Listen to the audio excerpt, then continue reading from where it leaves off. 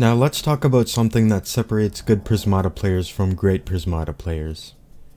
Getting away with the minimum amount of defense necessary on each turn is optimal, and I'm sure everyone who's watched this far has figured that out by now. However, it often goes much deeper than just defending for one more than your opponent's attack, and that's where Gambits come in. A Gambit in Prismata is when you offer your opponent the ability to kill something that you don't actually want to lose.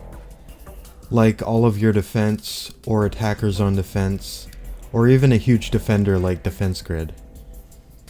When a top player does a Gambit, they calculate how much their opponent has to sacrifice to be able to accept their offer, and they make sure that things end up a tiny amount in their favor if their opponent does take the offer.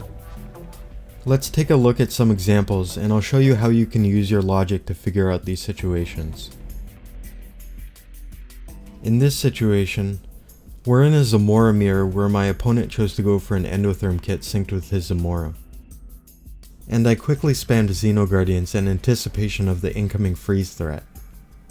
Xeno is a great counter to Endotherm because it defends against the freeze while also providing more attack. After this Endotherm comes in, this match gets really exciting because there's opportunities for Gambits on nearly every single turn. Starting with turn 9, my main concern is what damage he can do if he freezes to try and kill my Xenos. Because as long as he can't turn off my Zamora somehow, I'm not concerned about him getting through to the drones just yet. He loses at least the Rhino on defense here, and if he freezes my force fields, he'll also lose 4 freeze threat because each Frostbite is losing 1 freeze efficiency. In this case, he has 17 damage and 12 freeze against my 31 defense, and I'm over defended for 1. He would have to use 3 Frostbites to kill 2 Xenos, which would be a great exchange for me because I would have a turn or 2 without the need to buy any defense. If I choose to Gambit harder and cancel a force field here, he can use all of his bites to breach me for exact and kill all of my Xenos, dealing an extra 3 damage and killing 3 attackers. If we compare this to a more typical match of Prismata, it's like having your infusion grid breached and losing 3 Tarsiers in exchange for 4 Frostbites, which is an unfavorable trade for the defender. On turn 10, he loses 2 attack on defense, and I offer a Gambit to breach me for exact and kill 2 Xenos, which I figured was a fairly even trade, which loses 1 less attacker than the Gambit we considered last turn.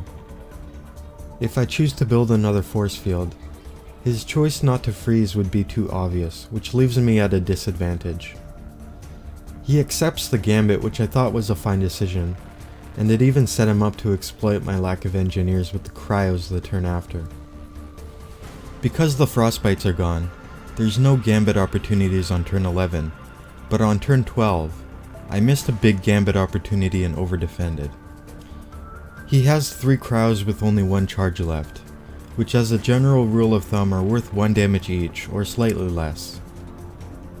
Defending properly against the cryos alone is correct to avoid getting breached, because you don't want them to get 3 damage and also kill an attacking defender like Xeno, which can't be immediately replaced. However, he also has this Doom mech that's about to be on 1 lifespan. I could have spent more time considering cancelling a force field here against his Doom mech attack. He would be able to breach for 1, but it would cost him a hefty 3 value on mech, 3 final cryo charges, and he would have to buy 2 of his 3 remaining walls instead of another mech. If he does this, I can rebuy my Xeno next turn by holding Splitter and 2 drones, which I know aren't going to die. So in total it would cost me 3 absorb on Xeno immediately and 1 next turn, 2 gold, and 1 attack each from the Xeno and Splitter. If we consider 3 cryo charges as being worth 1 damage each, and 2 gold as being worth 1 defense, then he's losing 6 value and I'm losing 7. But his defense tempo gets significantly worse from having to buy 2 extra walls, when he has very few left in supply. Overall, I think this exchange favors me quite a bit, because the defense tempo he's losing is worth way more than 1 value. On turn 13 there's a similar gambit, but this time I defended for exact.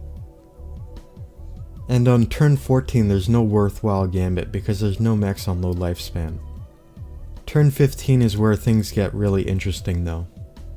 He's almost certainly gonna lose 5 damage on defense here, so I'm offering him to breach my Xeno for exact if he attacks with everything and loses his cryos. He has no walls left in supply, so I calculated that he has to hold at least 8 drones to defend properly. I still have 3 drones to force field, 3 walls in supply, and can absorb on a mech, so I figured that he would be putting himself in an unwinnable position if he accepted the gambit, because he'll run out of ways to defend. He does accept the gambit and buys a mech, but I actually analyzed a few different follow-ups to accepting the gambit and found that none of them were winning. So I do end up victorious, but what really won me the game is the efficiency of my gambits, and especially getting that last mech. Had I defended fully every turn, there's no chance I would have ever won, because every small advantage I got from a gambit gave me more advantages in each following turn.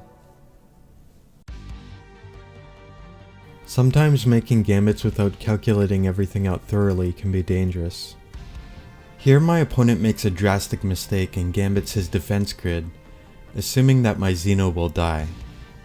If we think about what's gained and lost on both sides when I accept it and absorb on Xeno, I still get the 3 absorb in 1 attack and then 4 defense next turn from the Xeno, while my opponent gains a weak attacker but gets 0 absorb and has to hold the splitter the next turn just to defend. Gambits are great, but be careful to calculate everything out before committing to one. The goal on every gambit for me is to come out slightly ahead, whether my opponent accepts it or not,